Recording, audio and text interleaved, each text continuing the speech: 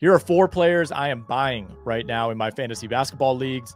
Number 1, Knueppel of the Charlotte Hornets. So a couple weeks ago, Knueppel was on the verge of sitting as a top 50 player on the season, had a string of big games throughout the month of November, averaged 23 points, 6.5 boards, 3.5 assists, 1 steal, over 4 made threes per game in an 11-game stretch. Numbers have come back down to earth since then. It's coincided with the return of Brandon Miller, LaMelo, ramping up toward a full workload. He's had a couple rough shooting games in there as well.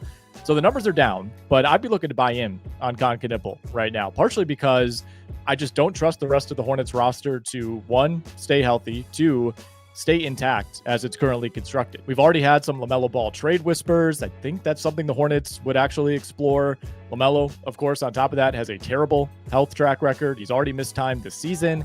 He has a history of foot and ankle problems. He's played 47, 22, 36 games over the last 3 seasons. I'd like to think these early career injuries for Brandon Miller are just a fluke. They probably are, but obviously he missed a ton of time last year. He's already missed 15 plus games this season. And on top of that, the Charlotte Hornets are still the Charlotte Hornets. They're near the bottom of the East. Once again, they should rightfully be thinking about shaking up the current core. Long story short, Knueppel already looks like he's going to be a foundational piece, a winning player for this team. I think we'll see more of him, and more usage will end up funneling his way as the season goes along. He still might be viewed as a sell high, considering his ADP coming into the year, but I'd be looking to buy the dip on Knueppel. Next up is Derrick White of the Boston Celtics. White's a little bit of a tougher case because he's starting to play better after a really rough start to the season, but he dug himself enough of a hole early on that the percentages still don't look great. His rebounding, assist numbers are basically stagnant compared to last season, so you still might be able to steal him away from another manager in your league. First 12 games of the season, he was putting up 15 points on 34, 28, 77 shooting splits. Last 8 games, 18 points on 42, 38, 89 shooting splits. Now, those numbers are much more in line with what we expected from Derrick White this season, even if the field goal percentage is down a bit.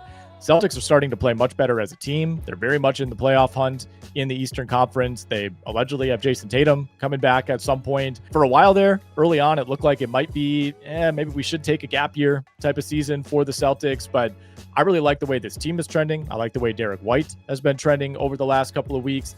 I'd see if someone in your league is still frustrated looking at those season-long shooting numbers, seeing that 37% from the field, maybe willing to give him up. Even if he's hot and cold as a shooter, you're locking in some really valuable defensive production. Only Mikal Bridges and Scotty Barnes are averaging more stocks, steals plus blocks per game than Derrick White this season. Next player on our list, another Derek Queen, and another rookie for the New Orleans Pelicans. So I do our Fantasy Hoops podcast with my guy Alex Barutha every Monday. We spend a pretty good chunk of those shows answering live viewer questions. And this week we got a lot of questions about offloading Derek Queen. Should I trade him? Do I drop him in a 12-teamer? Our answer was a resounding no. And if anything, I'm looking to buy Derek Queen right now. Really, you can kind of play the market on Queen because the Pelicans have just been so wishy-washy night to night with his playing time, with his usage. He'll have 2 points, 3 rebounds, and play 15 minutes. And then 2 nights later, he's putting up 21, 8, and 6, and he's running the show during crunch time of a close game. The Pelicans overall are just a weird team. They're not good, yet they don't seem to realize that they're not good. They have, to their credit, a lot of intriguing, decent players as far as bad teams go. But, sometimes that can lead to a lot of mouths that need to be fed when everyone is healthy. The good news is everyone is very rarely healthy for this team, whether it's Zion or Herb Jones or Jordan Poole, Trey Murphy, DeJounte Murray. At some point, it's coming back after the new year. At least one, if not multiple core players seem to be out every single night for the Pelicans. And given some of those guys' track records, I don't think that's going to change anytime soon. You look at it right now, Derek Queen and fellow rookie Jeremiah Fears are the only 2 players on this roster who've played in every game this season. You're going to have to live with some down games for Derek Queen, some low-minute games, but the Pelicans clearly have found something special in him. It doesn't justify what they gave up for him on draft night, of course, but internally they're kind of obligated to make that bizarre draft night trade look as good as it possibly can. This is also a 3-19 team. We need to recognize this. That's the worst record in the NBA as I record this video. They don't own their first-round pick, so no, there is no incentive to tank, but like Charlotte, there is incentive to at least finding out who the real keepers are on this roster. I think they'll be looking to sell off some pieces, try to develop some more young players as the season goes along. If someone in your league is frustrated with the inconsistency of Derek Queen, the unpredictability night to night, I would happily happily try to snag him while you can. The fourth and final player on our list, Jaden McDaniels of the Minnesota Timberwolves. McDaniels to me is just the perfect role player for your fantasy hoops team. Maybe not someone you feel like you need to start every week, but a guy who provides really valuable contributions all over the stat sheet. He's often the fourth option for the Timberwolves. There will be games where he'll take only 6 or 7 shots. That can be frustrating, but McDaniels has shown a ton of growth in his game over the last couple of seasons, expanded his offense. When the Wolves have a key player out, he can now step into a more featured role. We saw that earlier this season. Anthony Edwards missed a string of 4 straight games. All of a sudden, there's Jaden McDaniels, averaging 23 a night on over 60% from the field.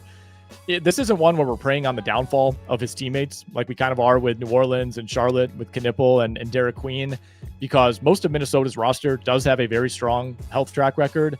But even when the Wolves are at full strength, McDaniels is still usually seeing 33 to 35 minutes a night. He gives you consistency across the board, decent scoring, rebounding, a few assists. He's averaging a block and 1.2 steals per game, top 20 in the NBA in total steals plus blocks.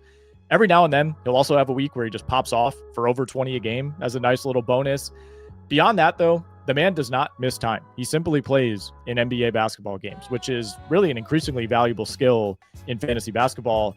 Since the start of last season, McDaniels has played in 116 of a possible 117 games, playoffs included. Played all 82 a year ago, 72 the year before that, 79 the year before that. Bottom line, Jaden McDaniels might be viewed as somewhat of a throwaway guy, just a role player, especially in shallower leagues, but he's a role player I want on my fantasy basketball roster.